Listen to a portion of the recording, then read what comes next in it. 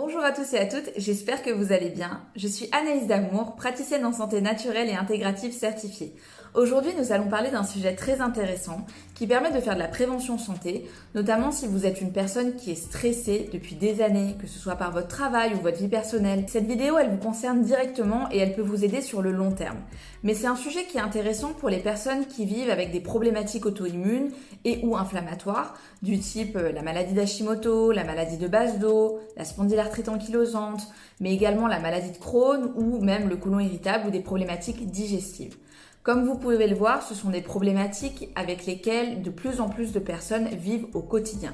De par l'alimentation moderne, le stress chronique, mais également la mauvaise hygiène de vie de manière générale. Aujourd'hui, nous allons parler de l'hyperméabilité intestinale.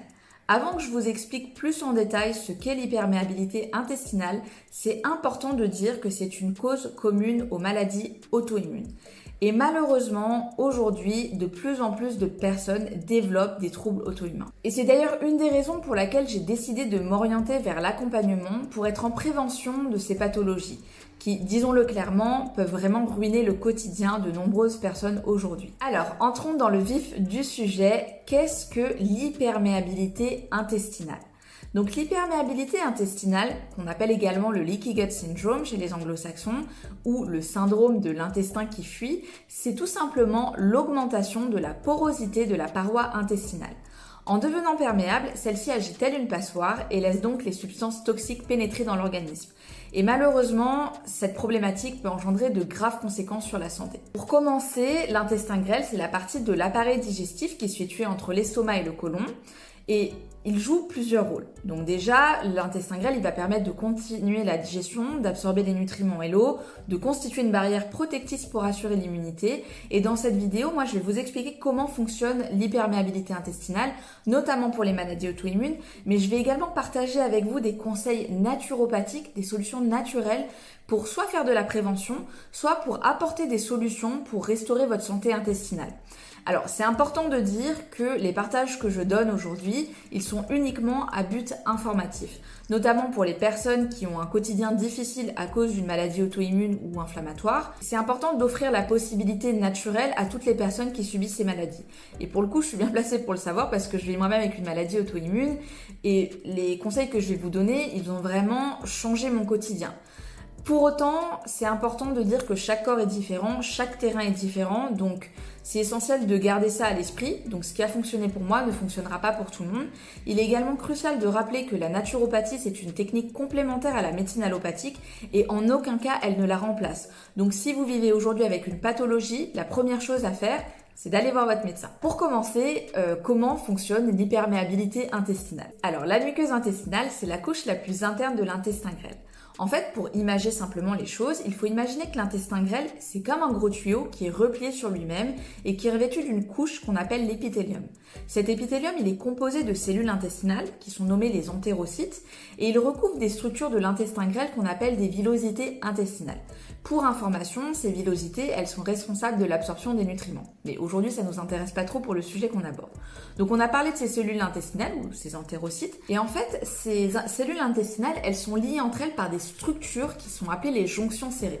Donc il faut vraiment imaginer que ces jonctions serrées, elles sont collées entre elles, et en étant collées entre elles, elles permettent d'assurer l'étanchéité de la paroi intestinale. Et c'est comme ça qu'elles constituent une barrière de protection pour empêcher les molécules nocives de passer dans l'organisme. Et le problème, c'est que lorsque ces jonctions serrées, elles sont altérées et donc relâchées, alors la muqueuse intestinale, elle peut plus assurer correctement son rôle de filtre protecteur. Et comme elle est fragilisée, elle laisse alors le passage de ces substances indésirables dans le sang et c'est ce qu'on appelle l'hyperméabilité intestinale. Et la problématique, c'est que ces substances nocives, qui sont des fragments alimentaires, des germes, des virus, des bactéries, des métaux lourds et des perturbateurs endocriniens, il y en a d'autres, elles sont pas censées passer cette barrière intestinale. Et donc en fait, elles peuvent atteindre les organes et altérer leur fonctionnement, mais également affecter les muscles et les articulations. Et tout ça, ça entraîne une réaction immunitaire qui est à l'origine de nombreuses pathologies. Mais au final, quelle est la cause principale de cette hyperméabilité intestinale ? La cause principale de l'hyperméabilité intestinale, c'est la dysbiose intestinale, qu'on appelle aussi déséquilibre de la flore intestinale ou déséquilibre du microbiote intestinal, pour dire les choses simplement. Il est important de rappeler et de comprendre que l'hyperméabilité intestinale, c'est le résultat d'un processus inflammatoire dû à la présence d'une dysbiose intestinale. Et toute dysbiose génère de l'inflammation. Et cette inflammation, elle va entraîner la production de la zonuline, qui est une protéine qui est fabriquée par la muqueuse intestinale et qui est responsable de la régulation de la perméabilité intestinale. Et en fait, la libération de cette zonuline, elle provoque une désorganisation de ces jonctions serrées. Donc vous voyez, les jonctions, elles sont plus collées. Et du coup, ça amène à une porosité intestinale, parce que les molécules, elles peuvent passer à travers. Étant donné que la cause primaire, c'est le déséquilibre de la flore intestinale, quelles sont les sources, quels sont les facteurs de ce déséquilibre? Déjà, on a l'alimentation industrielle et ultra transformée, donc avec les blés modernes, les produits laitiers, les excès de sucre et les additifs alimentaires. Mais on a également des carences nutritionnelles, notamment comme la vitamine A ou la vitamine D ou le zinc, le stress, le sport intensif, la consommation excessive d'alcool, mais également les médicaments et les antibiotiques, et aussi les substances toxiques comme le tabac, la pollution, le BPA, le glyphosate, mais aussi, et ça c'est hyper important, la constipation chronique. Et bien évidemment, il en existe bien d'autres, mais je vous ai donné les principaux. Et la bonne nouvelle, c'est qu'en prenant soin de votre microbiote intestinal et de sa barrière intestinale, il est possible d'inverser le processus inflammatoire causant l'hyperméabilité intestinale. Avant que je vous donne des solutions naturelles, je vais vous parler des conséquences, parce que c'est quand même important. Donc la conséquence directe de l'hyperméabilité intestinale, c'est le passage de molécules nocives dans le sang. L'organisme il est alors mis en situation d'inflammation chronique, ce qui enclenche une réaction du système immunitaire. Donc sur le long terme, ça a pour conséquence, l'hyperméabilité a pour conséquence l'installation de la maladie. Et celle-ci, elle se manifestera selon le terrain génétique de chacun. Donc les pathologies les plus communes, ce sont les maladies auto-immunes, les maladies inflammatoires, les maladies chroniques et les maladies allergiques. Et je vais vous donner quelques exemples de pathologies qui sont en lien avec l'hyperméabilité intestinale.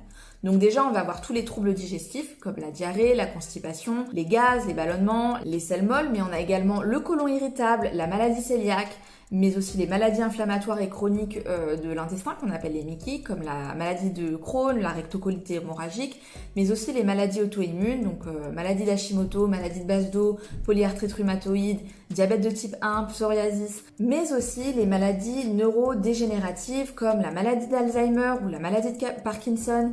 On a aussi les allergies, les intolérances alimentaires, les carences nutritionnelles, donc notamment le fer, la vitamine B12, mais aussi les dérèglements hormonaux, la fibromyalgie, il y en a beaucoup, la fatigue, l'anxiété, les problèmes articulaires, les problèmes cutanés, les migraines, la prise de poids, l'inflammation. Donc au final, l'hyperméabilité intestinale, elle est à l'origine de nombreux déséquilibres.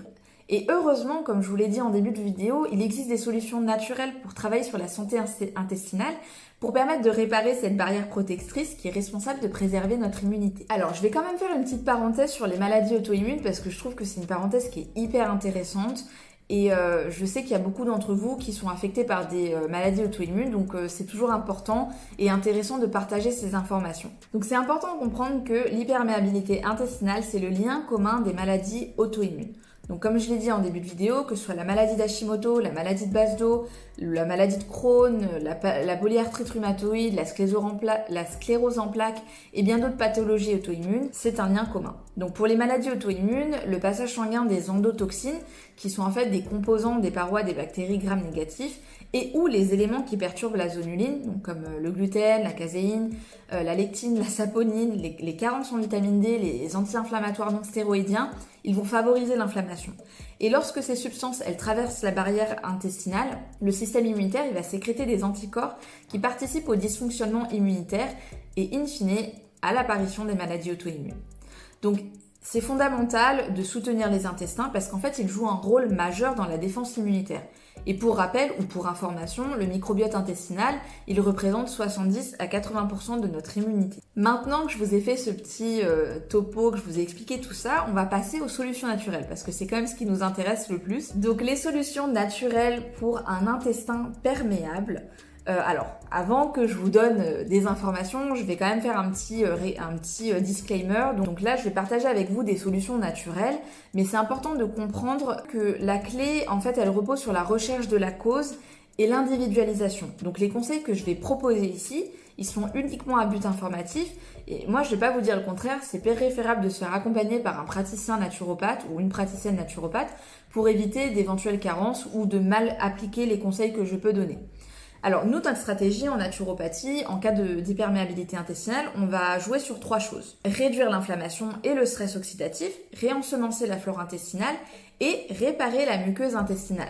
Donc pour ça, on va utiliser plusieurs techniques naturelles de santé comme l'alimentation. Alors il sera important de privilégier une alimentation anti-inflammatoire et d'éviter les aliments qui perturbent la zonuline.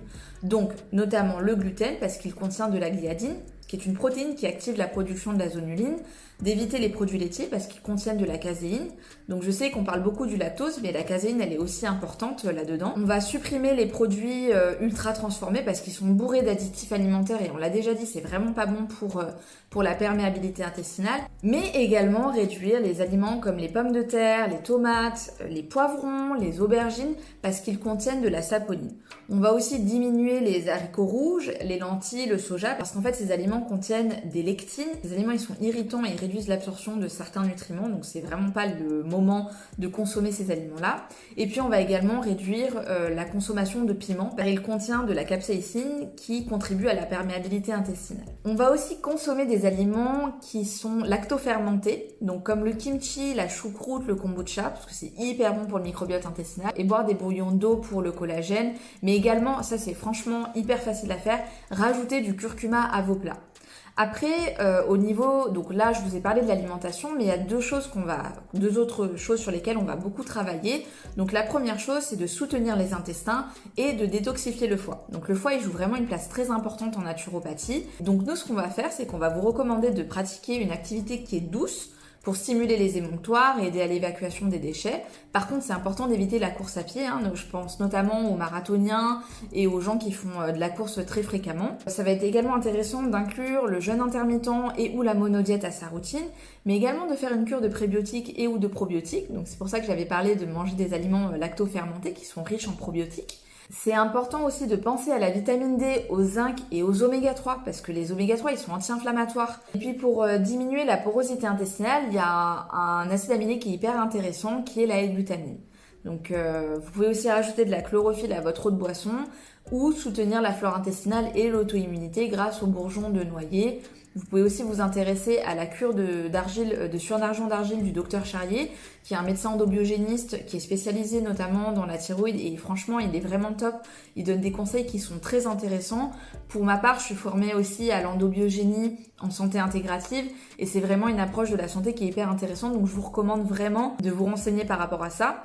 Et d'ailleurs, je fais une petite parenthèse, si vous connaissez les podcasts Métamorphose ou que vous les connaissez pas surtout, foncez sur Spotify pour les écouter, ils sont hyper intéressants et le docteur Jean-Christophe Charrier intervient assez souvent. Et une autre solution, ça va être de s'orienter vers les champignons médicinaux comme la crinière de lion qui est hyper intéressant pour la perméabilité intestinale. Et la dernière action qu'on va faire, ça va être d'apprendre à mieux gérer le stress et d'équilibrer le système nerveux.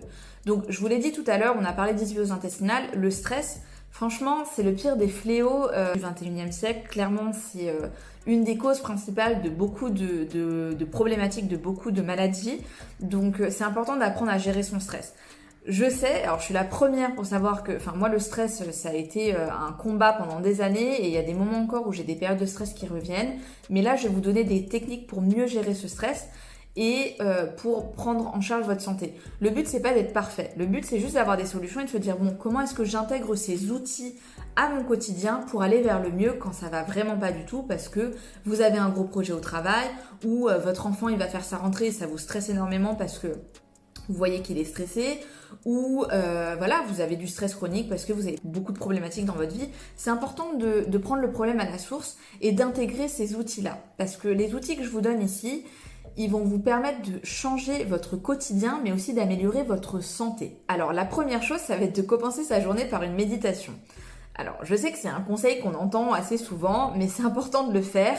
Et si vous n'êtes pas friand de la méditation, vous inquiétez pas, il y a d'autres techniques qui sont intéressantes aussi.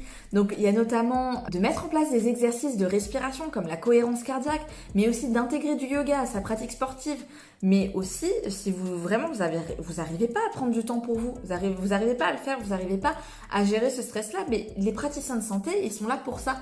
Donc vous pouvez vous orienter vers la sophrologie, vers l'EFT, mais vous avez également le Chinai Tsang qui est hyper intéressant aussi. Vous avez également la réflexologie plantaire ou d'aller vous faire masser.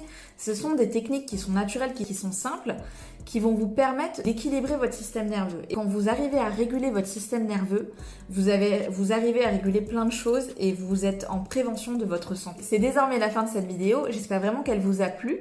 J'espère qu'elle vous a permis d'avoir plus de connaissances au niveau de l'hyperméabilité intestinale, mais également des solutions naturelles. Je vous laisse poser vos questions en commentaire et je vous souhaite une très belle journée ou une très belle soirée et je vous dis à très bientôt.